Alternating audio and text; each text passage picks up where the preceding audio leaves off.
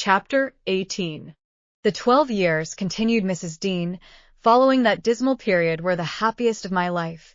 My greatest troubles in their passage rose from our little lady's trifling illnesses, which she had to experience in common with all children, rich and poor. For the rest, after the first 6 months, she grew like a larch and could walk and talk too, in her own way, before the heath blossomed a second time over Mrs. Linton's dust. She was the most winning thing that ever brought sunshine into a desolate house, a real beauty in face, with the Earnshaws' handsome dark eyes, but the Lintons' fair skin and small features and yellow curling hair. Her spirit was high, though not rough, and qualified by a heart sensitive and lively to excess in its affections. That capacity for intense attachments reminded me of her mother. Still she did not resemble her, for she could be soft and mild as a dove, and she had a gentle voice and pensive expression. Her anger was never furious, her love never fierce. It was deep and tender. However, it must be acknowledged, she had faults to foil her gifts. A propensity to be saucy was one, and a perverse will, that indulged children invariably acquire, whether they be good-tempered or cross. If a servant chanced to vex her, it was always, "I shall tell Papa," and if he reproved her, even by a look, you would have thought it a heartbreaking business. I don't believe he ever did speak a harsh word to her. He took her education entirely on himself and made it an amusement. Fortunately, curiosity and a quick intellect made her an apt scholar. She learned rapidly and eagerly, and did honor to his teaching. Till she reached the age of 13, she had not once been beyond the range of the park by herself. Mr. Linton would take her with him a mile or so outside, on rare occasions, but he trusted her to no one else. Gimmerton was an unsubstantial name in her ears. The chapel, the only building she had approached or entered, except her own home. Wuthering Heights and Mr. Heathcliff did not exist for her. She was a perfect recluse, and, apparently, perfectly contented. Sometimes, indeed, while surveying the country from her nursery window, she would observe, "Ellen, how long will it be before I can walk to the top of those hills? I wonder what lies on the other side. Is it the sea?" "No, Miss Cathy," I would answer. "It is hills again, just like these." "And what are those golden rocks like when you stand under them?" she once asked. The abrupt descent of Penistone Crags particularly attracted her notice, especially when the setting sun shone on it and the topmost heights, and the whole extent of landscape besides lay in shadow. I explained that they were bare masses of stone, with hardly enough earth in their clefts to nourish a stunted tree. "And why are they bright so long after it is evening here?" she pursued. "Because they are a great deal higher up than we are," replied I. "You could not climb them, they are too high and steep. In winter the frost is always there before it comes to us, and deep into summer I have found snow under that black hollow on the northeast side." "Oh, you have been on them," she cried gleefully. "Then I can go, too, when I am a woman. Has Papa been, Ellen?" "Papa would tell you, miss," I answered hastily, "that they are not worth the trouble of visiting. The moors, where you ramble with him, are much nicer, and Thrushcross Park is the finest place in the world." "But I know the park, and I don't know those," she murmured to herself. "And I should delight to look round me from the brow of that tallest point. My little pony Minnie shall take me some time."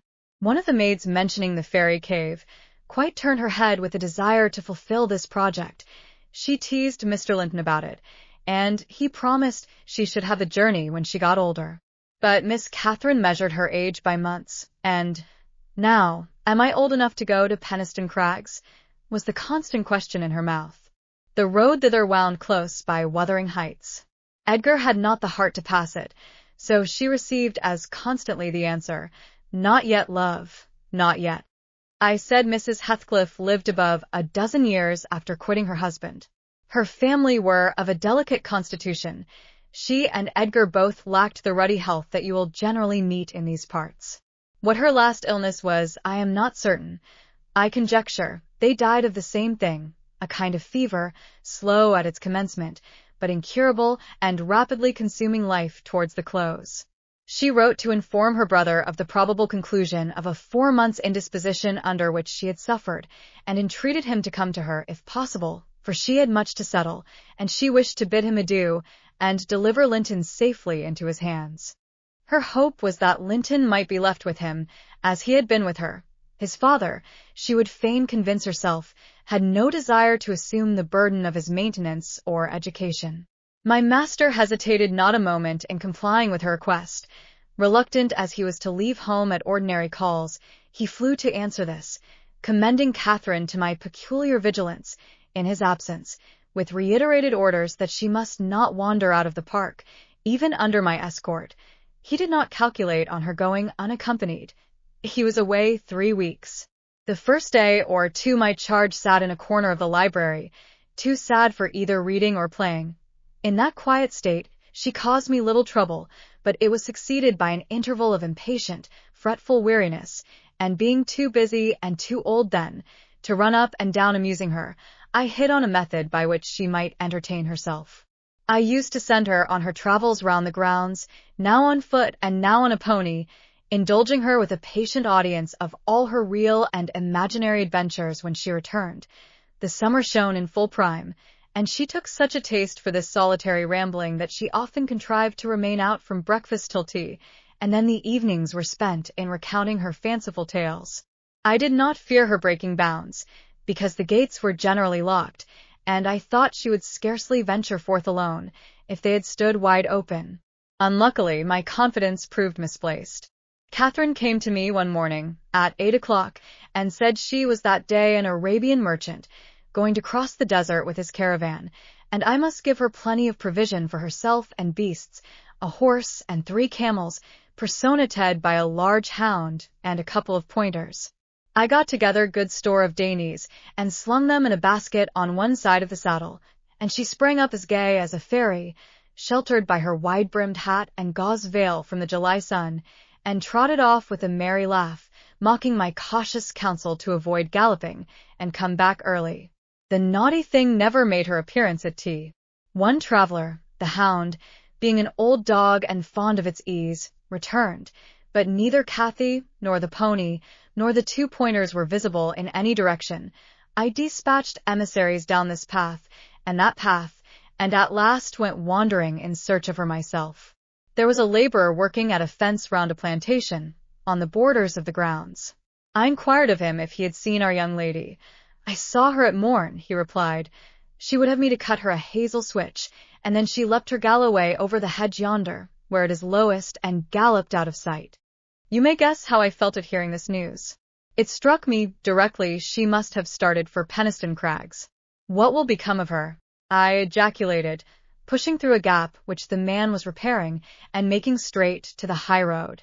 I walked as if for a wager, mile after mile, till a turn brought me in view of the heights, but no Catherine could I detect, far or near. The crags lie about 1.5 miles beyond Mr. Heathcliff's place, and that is 4 from the Grange, so I began to fear night would fall ere I could reach them.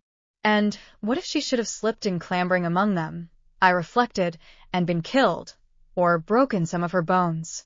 My suspense was truly painful, and, at first, it gave me delightful relief to observe, in hurrying by the farmhouse, Charlie, the fiercest of the pointers, lying under a window, with swelled head and bleeding ear. I opened the wicket and ran to the door, knocking vehemently for admittance. A woman whom I knew, and who formerly lived at Gimmerton, answered. She had been servant there since the death of Mr. Earnshaw. Ah, said she, you are come, seeking your little mistress. Don't be frightened. She's here safe, but I'm glad it isn't the master. He is not at home then, is he? I panted, quite breathless with quick walking and alarm. No, she replied. Both he and Joseph are off, and I think they won't return this hour or more. Step in, and rest you a bit. I entered, and beheld my stray lamb seated on the hearth, rocking herself in a little chair that had been her mother's when a child. Her hat was hung against the wall, and she seemed perfectly at home, laughing and chattering, in the best spirits imaginable, to Hareton, now a great, strong lad of 18, who stared at her with considerable curiosity and astonishment, comprehending precious little of the fluent succession of remarks and questions which her tongue never ceased pouring forth. Very well, miss, I exclaimed, concealing my joy under an angry countenance. This is your last ride, till Papa comes back. I'll not trust you over the threshold again, you naughty, naughty girl. Aha, Ellen, she cried, gaily, jumping up and running to my side. I shall have a pretty story to tell tonight, and so you've found me out. Have you ever been here in your life before? Put that hat on, and home at once, said I. I'm dreadfully grieved at you, Miss Cathy. You've done extremely wrong. It's no use pouting and crying. That won't repay the trouble I've had, scouring the country after you. To think how Mr. Linton charged me to keep you in, and you stealing off so. It shows you are a cunning little fox, and nobody will put faith in you any more. What have I done? Sobbed she, instantly checked. Papa charged me nothing. He'll not scold me, Ellen. He's never cross like you. Come, I repeated. I'll tie the riband. Now let us have no petulance. Oh, for shame. You 13 years old, and such a baby. This exclamation was caused by her pushing the hat from her head and retreating to the chimney out of my reach. Nay, said the servant, don't be hard on the bonny lass, Mrs. Dean. We made her stop. She'd fain have ridden forwards, afeard you should be uneasy. Hareton offered to go with her, and I thought he should. It's a wild road over the hills. Hareton, during the discussion, stood with his hands in his pockets, too awkward to speak, though he looked as if he did not relish my intrusion. How long am I to wait? I continued, disregarding the woman's interference. It will be dark in 10 minutes. Where is the pony, Miss Cathy? And where is Phoenix? I shall leave you, unless you be quick, so please yourself. The pony is in the yard, she replied, and Phoenix is shut in there. He's bitten, and so is Charlie. I was going to tell you all about it, but you are in a bad temper and don't deserve to hear. I picked up her hat and approached to reinstate it, but perceiving that the people of the house took her part, she commenced capering round the room, and on my giving chase, ran like a mouse over and under and behind the furniture, rendering it ridiculous for me to pursue. Hareton and the woman laughed, and she joined them, and waxed more impertinent still, till I cried, in great irritation, Well, Miss Cathy, if you were aware whose house this is, you'd be glad enough to get out. It's your father's, isn't it? Said she, turning to Hareton. Nay, he replied, looking down and blushing bashfully. He could not stand a steady gaze from her eyes, though they were just his own. Who's then your master's? She asked. He colored deeper, with a different feeling, muttered an oath, and turned away. Who is his master? Continued the tiresome girl, appealing to me. He talked about our house and our folk. I thought he had been the owner's son. And he never said miss. He should have done, shouldn't he, if he's a servant? Hareton grew black as a thundercloud at this childish speech. I silently shook my questioner, and at last succeeded in equipping her for departure. Now get my horse, she said, addressing her unknown kinsman as she would one of the stable boys at the Grange. And you may come with me. I want to see where the goblin hunter rises in the marsh, and to hear about the Farishes, as you call them. But make haste. What's the matter? Get my horse, I say. I'll see thee damned before I be thy servant, growled the lad. You'll see me what? Asked Catherine in surprise. Damned, thou saucy witch, he replied. There, Miss Cathy. You see you've got into pretty company, I interposed. Nice words to be used to a young lady. Pray don't begin to dispute with him. Come, let us seek for Minnie ourselves, and be gone. But Ellen, cried she, staring fixed in astonishment, how dare he speak so to me? Mustn't he be made to do as I ask him? You wicked creature, I shall tell Papa what you said. Now then. Hareton did not appear to feel this threat, so the tears sprang into her eyes with indignation. You bring the pony, she exclaimed, turning to the woman, and let my dog free this moment. Softly, miss, answered the addressed. You'll lose nothing by being civil.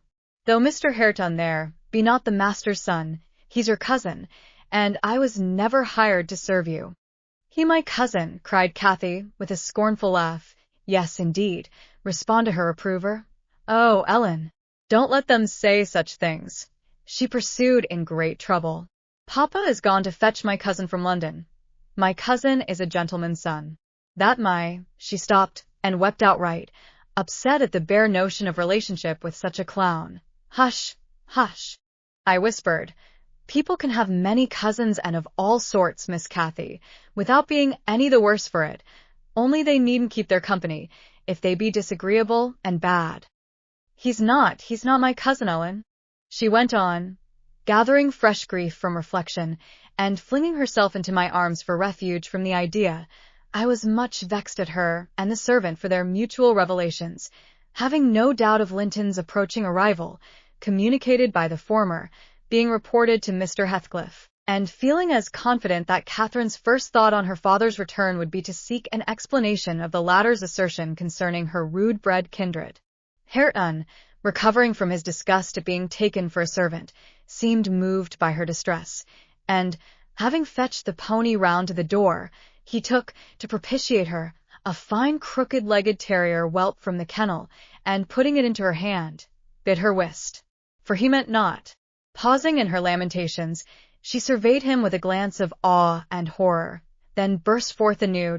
I could scarcely refrain from smiling at this antipathy to the poor fellow, who was a well-made, athletic youth, good-looking in features, and stout and healthy, but attired in garments befitting his daily occupations of working on the farm and lounging among the moors after rabbits and game. Still, I thought I could detect in his physiognomy a mind owning better qualities than his father ever possessed. Good things lost amid a wilderness of weeds, to be sure, whose rankness far overtopped their neglected growth, yet, notwithstanding, evidence of a wealthy soil that might yield luxuriant crops under other and favorable circumstances. Mr. Heathcliff, I believe, had not treated him physically ill, thanks to his fearless nature, which offered no temptation to that course of oppression. He had none of the timid susceptibility that would have given zest to ill-treatment, in Heathcliff's judgment. He appeared to have bent his malevolence on making him a brute. He was never taught to read or write, never rebuked for any bad habit which did not annoy his keeper, never led a single step towards virtue, or guarded by a single precept against vice. And from what I heard, Joseph contributed much to his deterioration, by a narrow-minded partiality which prompted him to flatter and pet him, as a boy, because he was the head of the old family. And as he had been in the habit of accusing Catherine Earnshaw and Heathcliff, when children, of putting the master past his patience, and compelling him to seek solace in drink by what he termed their offald ways, so at present he laid the whole burden of Hareton's faults on the shoulders of a usurper of his property. If the lad swore, he wouldn't correct him, nor however culpably he behaved. It gave Joseph satisfaction, apparently, to watch him go the worst lengths. He allowed that the lad was ruined, that his soul was abandoned to perdition, but then he reflected that Heathcliff must answer for it. Hareton's blood would be required at his hands, and there lay immense consolation in that thought. Joseph had instilled into him a pride of name and of his lineage. He would, had he dared, have fostered hate between him and the present owner of the Heights, but his dread of that owner amounted to superstition, and he confined his feelings regarding him to muttered innuendos and private comminations. I don't pretend to be intimately acquainted with the mode of living customary in those days at Wuthering Heights. I only speak from hearsay, for I saw little. The villagers affirmed Mr. Heathcliff was near, and a cruel, hard landlord to his tenants, but the house, inside, had regained its ancient aspect of comfort under female management, and the scenes of riot common in Hindley's time were not now enacted within its walls. The master was too gloomy to seek companionship with any people, good or bad, and he as yet this, however, is not making progress with my story. Miss Cathy rejected the peace offering of the terrier, and demanded her own dogs, Charlie and Phoenix. They came limping and hanging their heads, and we set out for home, sadly out of sorts, every one of us.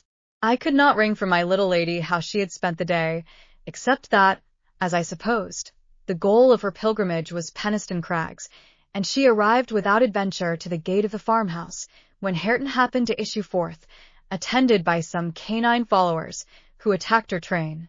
They had a smart battle, before their owners could separate them, that formed an introduction.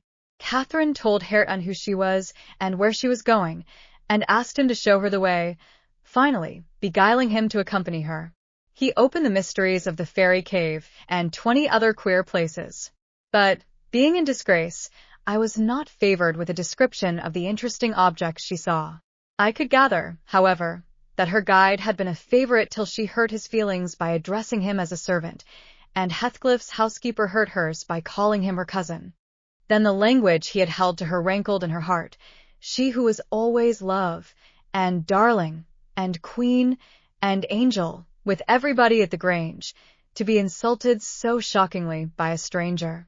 She did not comprehend it, and hard work I had to obtain a promise that she would not lay the grievance before her father. I explained how he objected to the whole household at the Heights, and how sorry he would be to find she had been there, but I insisted most on the fact that if she revealed my negligence of his orders, he would perhaps be so angry that I should have to leave, and Cathy couldn't bear that prospect. She pledged her word, and kept it for my sake. After all, she was a sweet little girl,